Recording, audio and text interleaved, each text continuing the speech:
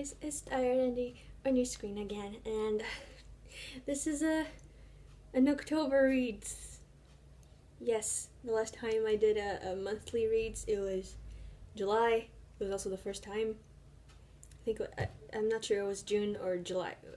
It's been a while, and that's just because I don't read like consistently. I love books, and I love reading them.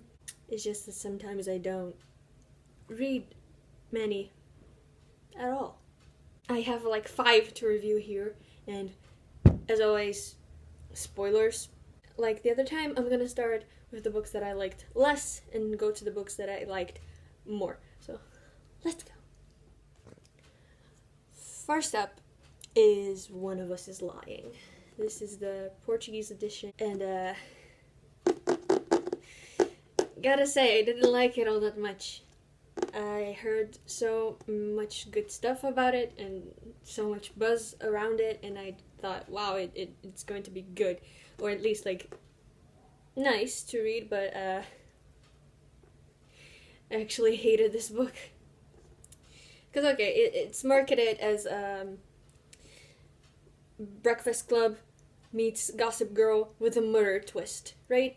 I don't have an issue with any of that. I have an issue with the cardboard cutout characters because none of them actually seem like real people. Like, they're very much the stereotype that the book advertises that they are. Like, there's the nerd girl, there's the athlete guy, there's the criminal guy, there's the princess type girl.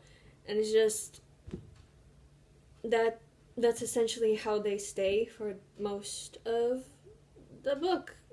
I figured, like at least Addie has a little bit of a character development, and I do think that was a good part of the book. But Cooper, well, he's not really an athlete. Well, he is, but he doesn't want to be.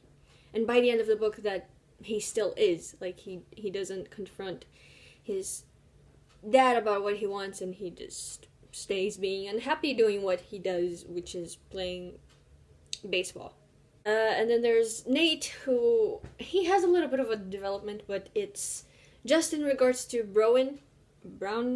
I have no idea how to pronounce his name, but it's really only in regards to her, because he was closed off to a relationship with her before, and then later in the book he's opened to that, but that's the only change that he goes through. And same thing with Browen. Like, she actually has nothing. She goes through no changes at all, as far as I'm concerned, aside from like having Nate in her life. And the ending. Okay, now spoiler territory.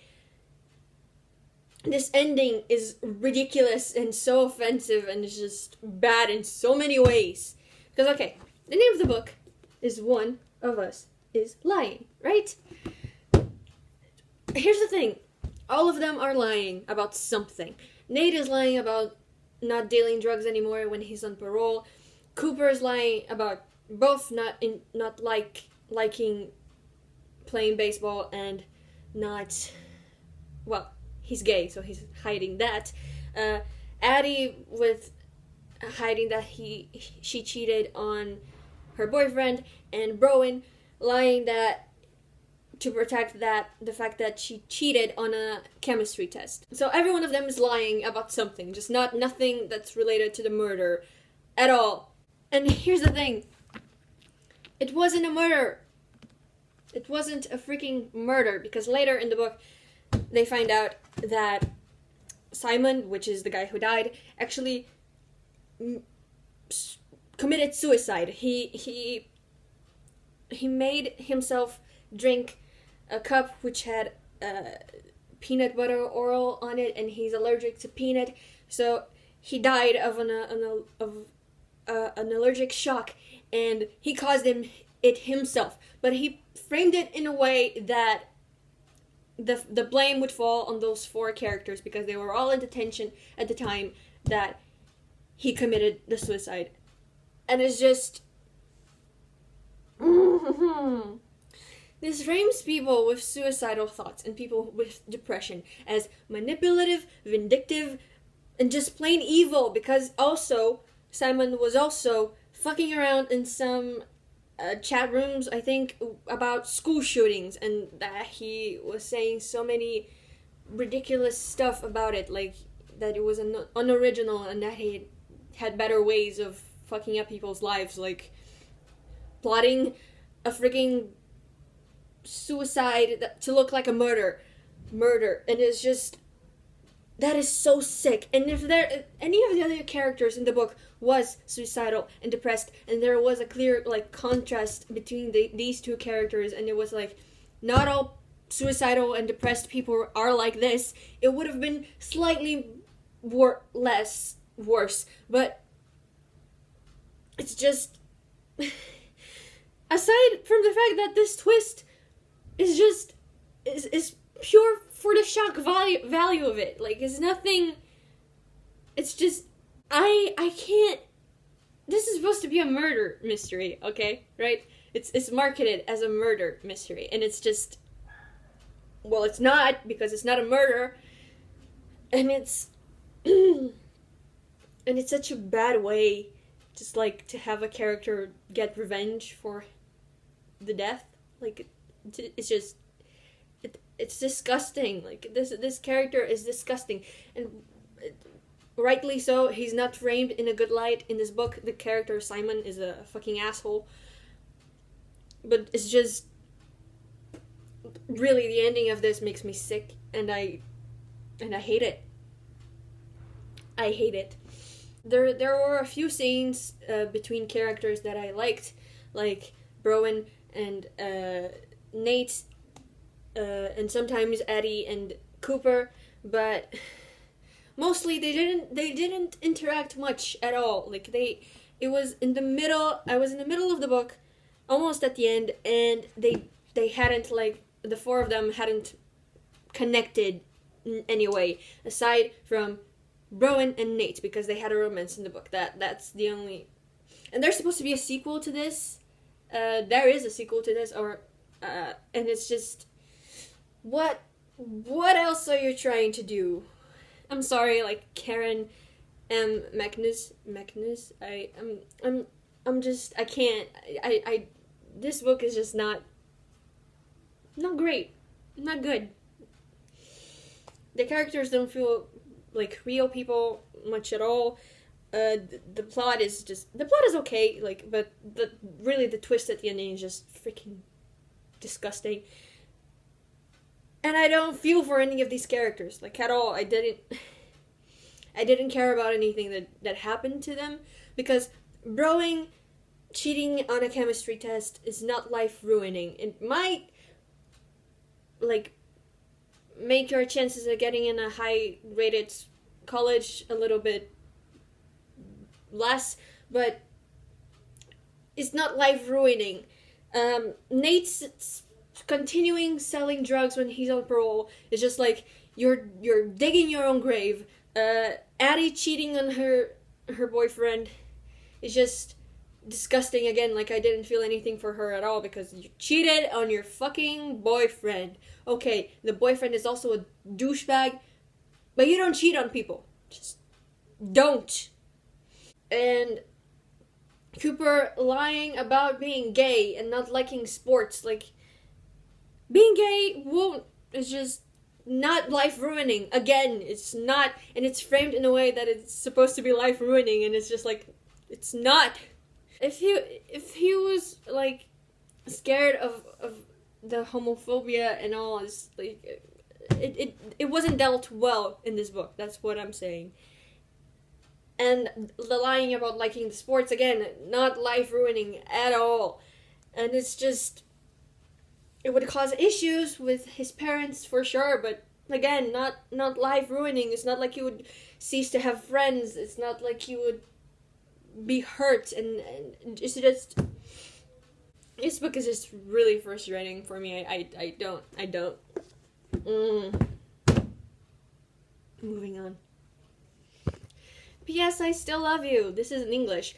I read To All the Boys I've Loved Before, and I wasn't sure how the thing would go, the rest of the series would go, because I've seen the movie, and I know that they put a few stuff from here into the movie, and possibly the third book into the movie, but I like the premise of this, just like a girl who has so much to say about her crushes and how she feels, that she writes letters to keep to herself, and then her little sister, who's annoyed about it, goes and sends the letter as a kind of revenge. The letters as a kind of revenge is just, it's nice, and that she gets a boyfriend off of it is even better, because that's really freaking nice. I don't know, it's just a funny way to plot things, and I do love the fake dating trope. It's a cliche, yes, but if it's written well, that's my phone. If it's written well, I don't mind cliches. Really, I don't. And Peter and Jenny, no, and Peter and Lotta Jean are just pretty cute. But Peter in this book he's a little bit of an asshole, and well, not an asshole, just oblivious to a lot of things. So into spoiler territory, we have Genevieve, who has been proven to be a bad person. Like, I seriously don't see her having any redeeming qualities in these books, like, at all. Nothing. Like, because since we only get Laura's perspective, right? And everything that Genevieve does is framed from Lotta's point of view, and it's all so manipulative and mean and just not what a good person would do about anything. So we don't get to see her do good things at all. So she's really the antagonist here, and it's just, we don't see her have any redeeming qualities. And then we have Peter, who used to date her, and who still wants to be friends with her, and that's fine. If he didn't know what a bad person she was, because he's been with Laura Jane through a lot of this, and he knows a lot of the things that she does to her, and Laura Jane is supposed to be his girlfriend, okay? And he just, when Laura tells him Genevieve posted that video online, and gave someone access to the video to post it online of them in a hot tub, he doesn't believe it, and that's okay. He shouldn't just believe everything, but he does, later on, he does say that he confronted her about it, and that Genevieve did say that she did send the video to be posted online, and he does nothing about it. Nothing. He screams for an assembly full of people that he will kick the ass of anyone who's making fun of them for it because of the video, and who posted the video in the first place. And then when he finds out it was Genevieve, he's not even pissed about it. Seemingly. And it's just, it's a little bit nerve-wracking. Like, if I was Laura Jane, I would be pissed, and she was, but she forgave him way too quickly, in my opinion. I don't know, I wouldn't be able to come back from that, but it's fine. They're 16! I'm older than these characters, and it's okay, it's fine, it's fine. Oh, it's fine! They are cute, though, when that stuff isn't happening. And when Laura Jean isn't going out with another guy because she can't have Peter. I don't really buy that she had a lot of feelings for John Ambrose. Yeah, that's his name. Because, I don't know, she was learning who he was all over again. And she never really fell in love with him in the first place, because they were kids when they met. She had a crush, but she didn't fall in love. And the fact that she was going out with him here, and things are framed in a romantic way, and she is leaning into the romantic way. I'm just like, I don't buy it. I don't. Also, this is like a minor thing that happens in the book, but it's a pretty big issue for me because I wasn't expecting it. They poke fun at aromantic people in one scene. Because Laura Jean is talking to her cousin, I think, and they talk about dating, and her cousin is like, so you're the non-dating type. And she's like, the non-dating type? What is that? A mushroom? And she makes like a sly commentary, a snark commentary about it in her mind, like in the narration, not to the character. But still, I was caught off guard, and I did not like it.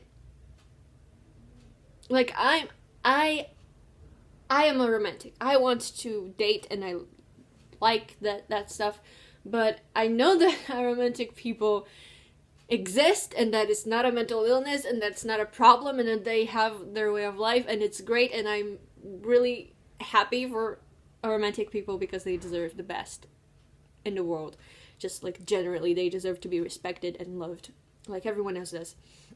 And this commentary in the book just freaking annoyed me. It really did.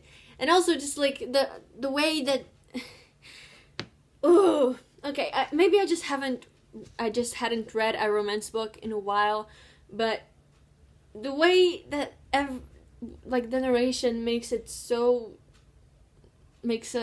clear distinction like between boys and girls, and it's just like that thing of boys come from Venus, girls come from Mars, or something like that.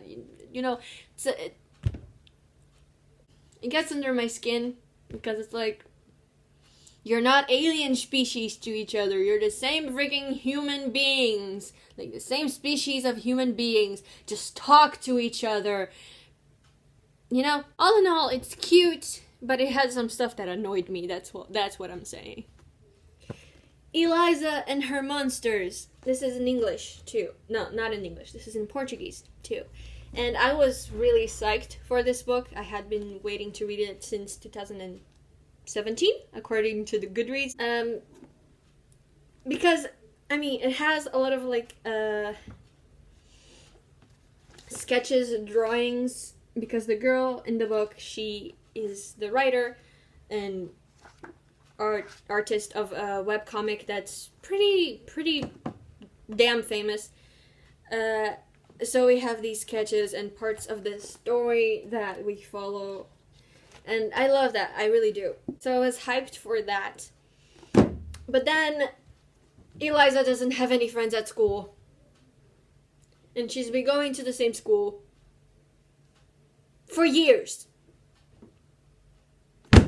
I've been friendless for like a year or two because I was insecure and I had my issues and I wouldn't approach people. I get that, but it's not like Eliza is insecure. Well, she is insecure, but no one tries to talk to her, like at all. No one in her school, aside from the new transfer student, which ends up being her love interest. It's like everyone in school just gave up on her. And it's just, I don't know, man. Humans are social creatures. We seek out like companionship, and the fact that Eliza seeks nothing. She only seeks Wallace. She barely talks to her own family. It just kind of irks me, rubs me the wrong way. I don't like it. And that's dangerous. Like, if a character and a person doesn't have friends, and all she cares about is this new person that comes into her life, that they think is a romantic possibility for them, that gets dangerous, because a person can become obsessed with them since they're the only people that they talk to and that they feel like they love in any way. So it ain't healthy. I hate when books do this, or TV shows or movies, like any kind of media does this. I hate it. Wallace is pretty nice. He ended up being a very like complex character. That was good. I hate that we never see Eliza's friends, because she does have internet friends, and they I don't know, they talk a lot, and we have a lot of their messages on the book, but I don't think they have a lot of plot relevance. They're there, and they talk, trying to encourage Eliza to do things. Eliza doesn't really listen. Yeah, I didn't really like Eliza. She was so guarded and so against talking to people, and she realizes like halfway through the book that she doesn't know her brothers at all, but then she doesn't make an effort to know them more. Like, she just keeps on ignoring them. So it's just, you get me? I don't like it. There are a few funny moments, nice moments between Eliza and Wallace. That was fun. Eliza only seemed to have a sense of humor when it came to talking to Wallace. You see what I don't like? It seems like Eliza only has a personality when Wallace is around. I mean, a personality other than guarded and distrusting and... well, she does have a personality when talking to her online friends. And she has like this insane separation between who she is as an artist and who she is as a person. I don't get that. Like, I'm an artist. I'm a writer. I draw, and I can't like not make that part of my personality, because I love to draw and I love to write, and it's just that's really part of who I am. Like, that's an integral part of my being. I can't like talk about myself without mentioning that I do love art and I do love to write. Just like, that's not, and I do love reading books because it's part of my thing as a writer, and seeing art is part of my thing as an artist. And it's just like, I don't get when people make books about characters that have such a harsh separation between who they are as a person and who they are as a artist. It's just like, makes no sense to me. And also the fact that Eliza considers suicide, but quickly gets talked off of that is just, no.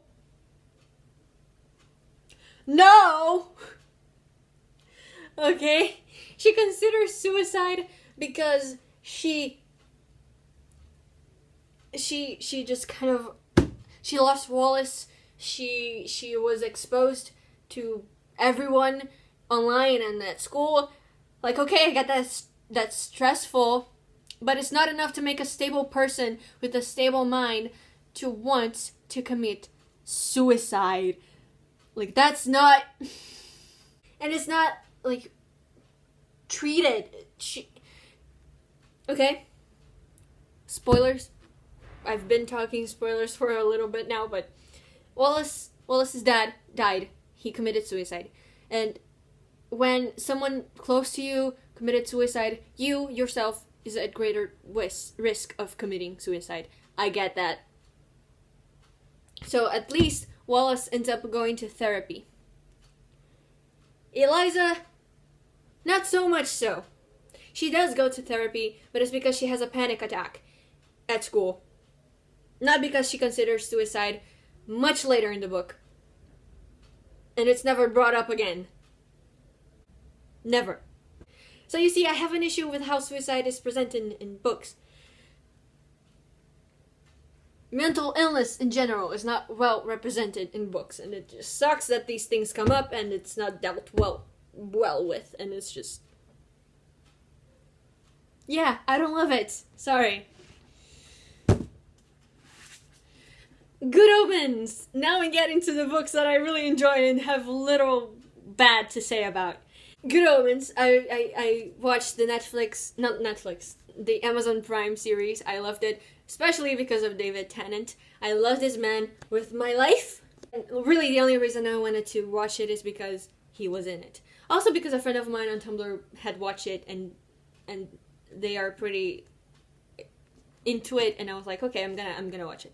But reading the book is just, it's a different experience, I will say that, because one, Crawley and Aziraphale are pretty different in the book. Not like startling different. They don't have a personality switch. They don't have a a personality transplant. It's not like they are insanely different.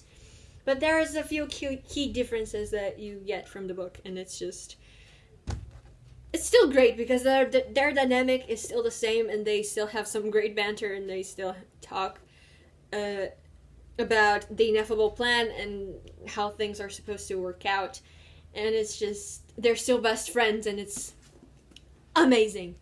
Anyway, the characters are just as good as in the TV show. The book is really...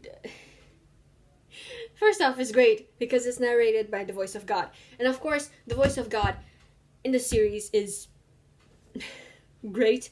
But in the book, it's like multiplied by 100 because the whole book's narrated by God.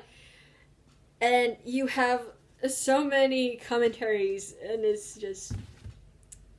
woo! Amazing. Okay, I'm an atheist. Atheist. Well, it's not. There's a difference between atheist and the other word that I forgot the name. Because an atheist believes in nothing at all, just completely jaded, doesn't believe there is any higher power of any kind. There is another word to say that you don't believe in God precisely, but you do believe that there could be some sort of higher power in the world. Agnostic. I remembered. Agnostic. I'm agnostic, so I don't believe in God, and I'm not Christian. I don't have a religion. So, reading this book was really fun for me. I get that it pisses off a lot of Christians and a lot of people who do believe in God, because this talks about religion in a pretty raw sense, and it pokes fun of things that God is said to do in the Bible, like the scene in the TV show. Well, it's not in the book, but it's Neil Gaiman had a hand in it. The scene where Crawley is criticizing the fact that God is about to let everyone outside of the Noah's Ark die. She's just about to let everyone die. And even Crowley, who's a demon, he's like, oof, that seems harsh. That sounds cruel. The book is full of moments like these, so it's just like, I do believe that no religion should be safe of criticism. Like, the books were all written by humans, you get me? You shouldn't be so protective of something that's been created by men. The books, I'm not talking about the religion, I'm not talking about the higher powers or whatever. It's just, we should be allowed to criticize things and not be hunted down for it, you know? That's what I mean. And the book is just pretty funny. I remember this gag that it has, that the voice of God, he in the book is presented as a he, I think. But anyway, he's naming the songs, a couple of like old rock songs, but he's putting the artist's name is not the actual artist of the song. They put in classical music composers like Beethoven and the Russian one that I forgot that made the Lake Swan music. So yeah, those moments are pretty funny, and all the characters are pretty strong. They're just amazing. I love Adam. Adam is a real sweetie. I love the scene like right at the end because he's grounded by his parents and he's outside in the garden and he's like, dog, you shouldn't run past the garden because if you do, I will have to go after you. And if I go after you, I'm gonna leave the garden, which means I will be disobeying my parents. So the dog takes off and he goes after the dog. And that's a scene that does happen in the TV show. And I don't know, I love that scene. I love it. Also, a thing that happens in this book with Adam is that he has like this speech about, it's like, if he ended all the cruel things on Earth, it wouldn't make that much of a difference because new things would always come. Like, there's balance in the way that things work, and if he messed with the balance, it wouldn't solve things. It would probably make things worse. So, you know, that's a wise 11-year-old, and I love him for it. It's just a fun and funny and great read. I really do love it, and I don't have anything bad to say about it as far as I remember. I love this book. Then on the Come Up by N.G. Thomas, the same brilliant mind that gave us The Hate You Give. I love that book, and I loved this one. It's just these. I have to say that I don't think either of these books have like a solid plot, because for me these books, they are more so about the characters. It's like a character-driven story. Because, for example, in this one, it's about a girl named Brianna who wants to be a rapper, and she makes a song, and the song is taken in a very bad way because she is playing into the stereotype of being a gangster and all of that. And the song's not all that well received by some people. And that's something that jeopardizes her career a little bit. But she does come back from it. And it's, you know, there's not really like a sequence. Well, there is a sequence of events. But it's not like there's a clear ending and the clear... Well, it has a clear beginning. It doesn't have a clear ending, you know? Her career could go freaking anywhere. The ending of the book is just... it's kind of open, you know? She has hope. She has a bright future ahead of her. And it's amazing. But the plot doesn't really matter to me that much. It's the characters, like what they do and how they make the plot move forward. The biggest takeaway for me. And of course, because this is an N.G. Thomas book, she does deal a lot with racism and the injustice and the discrimination and all of that. I feel like I'm not qualified to comment on any of it because look at my face. But I remember when I read The Hate You Give, I was really shocked. Like, of course I knew these things existed, but just like reading about it in such a personal way, because probably a lot of these are taken from experience or stories that she heard friends tell, or stories that she heard on the news, but that she knows how it feels like because N.G. Thomas herself is black. It just feels like so much different than like a white person seeing the news.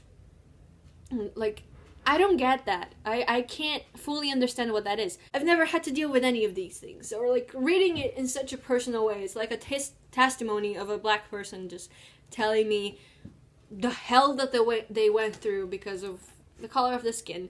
It's just... It really shocked me the first time. Here not so much because I got accustomed to it, but because of Ng's writing, but it really like just breaks my heart. It's kind of bizarre thinking that people still think these kinds of things don't happen anymore. But as always, Angie creates like a lot of fun characters and like real characters. These feel like real people. I care about what they say and what they think and what they have to do and what happens to them. These characters feel like friends, like people that I could talk to, have a conversation with, and genuinely connect with, you know? They're all pretty great. I love that the character Brianna, she doesn't end up with her friend that she thinks she has a crush on. She actually ends up with a kid that she previously thought wasn't all that nice and all that great, but he actually has a lot of depth to him. It's just a cute romance at the end. And the thing about Aunt Pooh, Bree's aunt, that she goes to jail because she was into some shady stuff and she's not bailed out, like, yeah, you kind of had to go, like, you couldn't, you did some bad shit, man, you gotta pay for it, you gotta face the consequences. But really, it's just it deals with a lot of bad, sensitive issues, but it's lighthearted in a way. Like, of course, some stuff like hits you like a fucking truck, but at the same time, it has a lot of sweet, funny moments, and it's a good balance. And I love Angie, and I really want to read more of her writing. I know that she has a third book coming out sometime soon. So I want to get into that. And, you know, I just noticed that my thing is on backwards, so it's why I feel like I'm getting suffocated wearing this. So, anyway. These were my October reads. I know this is a little bit late. We're in November. I'm filming this on November 7th. It's probably going to take me a while to edit and put it up on the YouTubes. But I've done it. I haven't been reading so much on November. I've started Turtles All the Way Down by John Green, but honestly, I'm kind of stumped. Not all that interested in the story. We'll see how it ends. I'm not sure if I'm gonna make a November reads at all, because again, I'm not sure I'll have read enough books. We'll see. Like I said, I don't have a consistent reading style thing. I'm sorry. So thanks so much for watching. Don't forget to spread love, and I'll see you in the next video.